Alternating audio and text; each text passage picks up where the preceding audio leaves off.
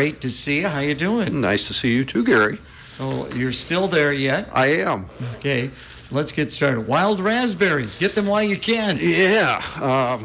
My wife and I, we live in kind of a rural area, and one of the advantage of that is we have wild raspberries in our backyard.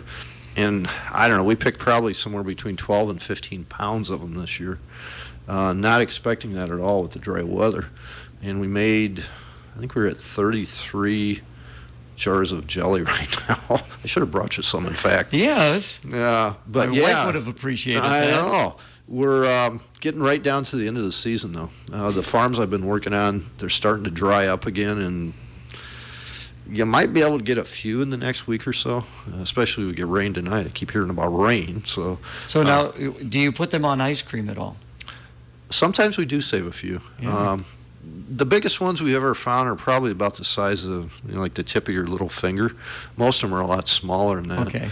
But the thing to be aware of is when you pick these, what we normally do is we let them sit for a while, and then we spread them out on a cookie sheet, and you end up having to pick the picnic beetles and bugs out of them. And we do a good job, and then we cook them. They usually get cooked twice. Okay. We squeeze the juice out of them. We actually we found a juicer at a yard sale for $5.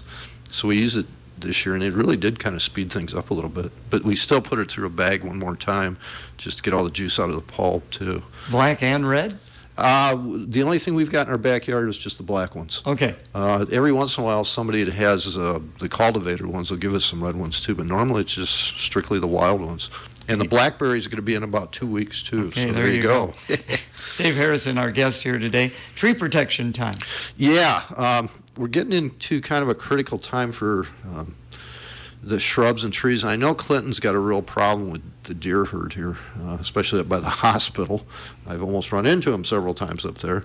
My brother-in-law and sister-in-law lived up there too. But, Whiteside and Clinton County's got a lot of rural areas, a lot of rural subdivisions.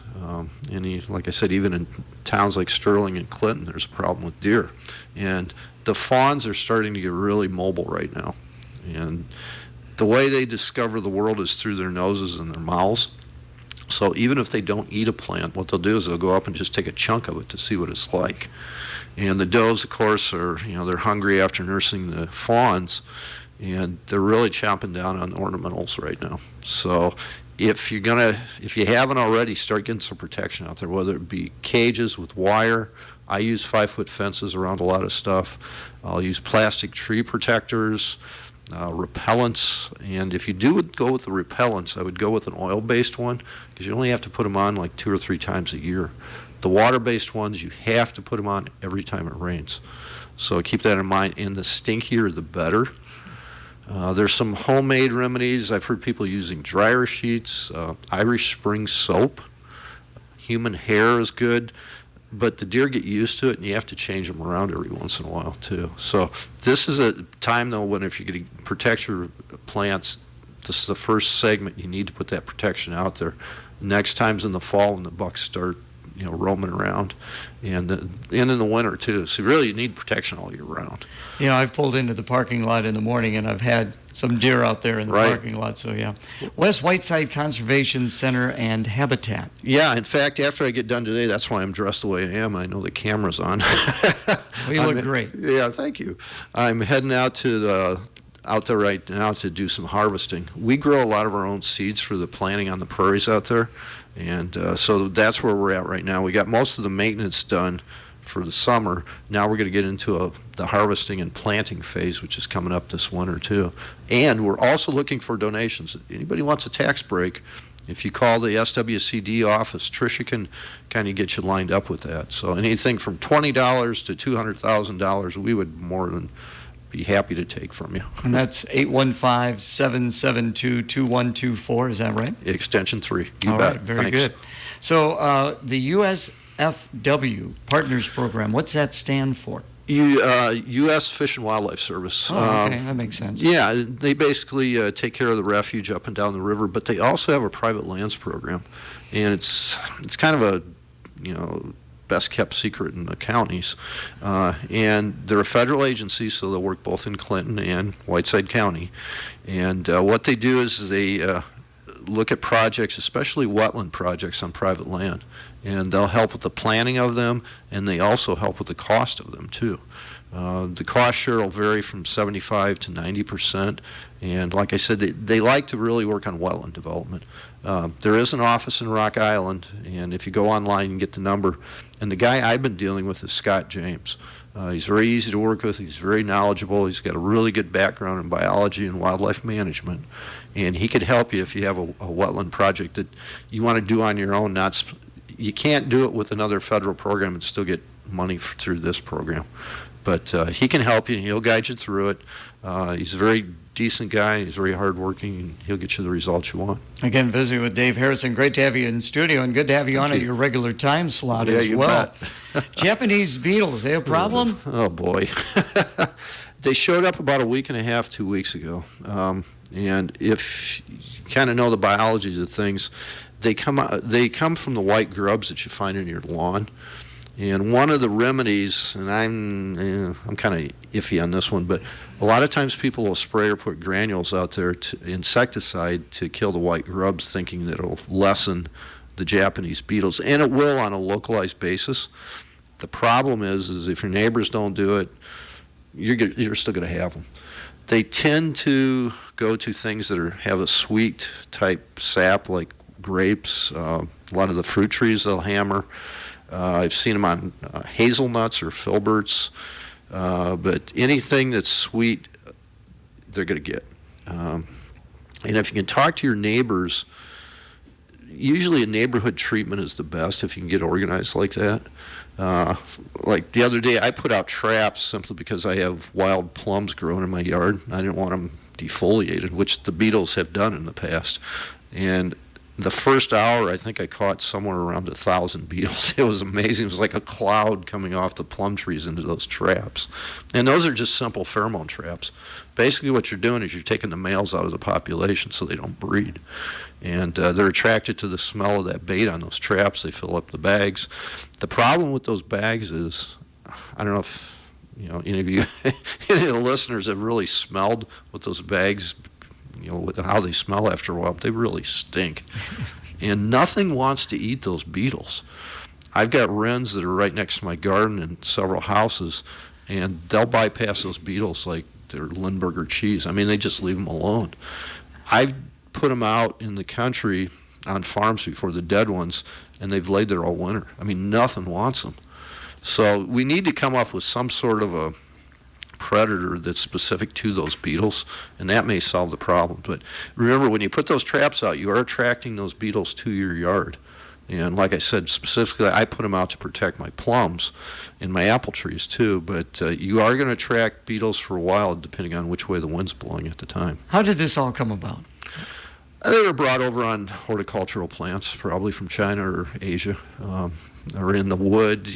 Soil sometimes arrives from Asia, and the grubs were in there, and all of a sudden we got them. Interesting. And they've exploded. It seems like the last 15 years, they've really become a major problem. I know Margot Hansen always talks about this as well on our Great Green Garden Show on Saturday mornings. We got a couple more points to talk about. Illinois gun deer permit, third lottery. Yeah, if you haven't got your deer permit in Illinois yet for the shotgun season, or what used to be the shotgun season, now it's a rifle too. Today is the 11th. It's the first day you can apply for it, in fact. That's right. And you can get as many permits as you want, but remember, in Illinois at least, it's a $2 limit, and it doesn't matter which season you harvest those in. So if you harvest $2 during archery season in Illinois, you can't shoot anymore. So you're limited to does or antlerless animals only after that. And there's different options. DNR has a pretty good site where you can go in and see how many permits are left for each county. So that way you can check to make sure there's permits left before you apply. And you can either apply through a paper application or go online and do it too once you set up an account. And it's very easy. I'm probably what most people would consider computer illiterate, and I can set up an account and work through it. So if I can do it, anybody can do it.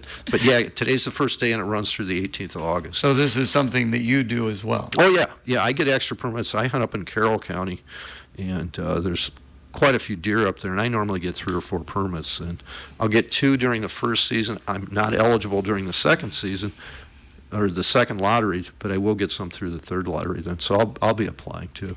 I am not a hunter. So when you're hunting deer, you see the stands, of course. Is that where you primarily do the hunting? I mean, it's not on foot. It's always from a stand. I've actually gone to a tent. You know, I'm almost 65 years old, and sometimes it's a little tough with all those clothing on when it's cold to climb up into a tree. So I've started hunting out of a tent. I've been fairly successful with it. If you can, you know, when you hunt deer, you're playing the wind. You know, they got really good noses, and if they can't smell you and you're not jumping around out there or running around, they're probably not going to see you.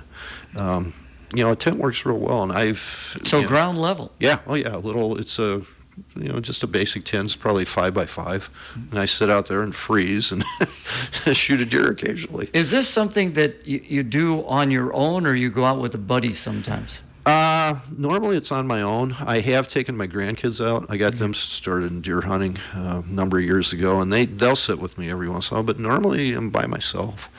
And a final villain of the month. Yes. Where did you come up with this term, villain of the month? Well, these are really about introduced plants, and I could have put the Japanese beetles down here too, but I thought, I'll stick with plants for a while.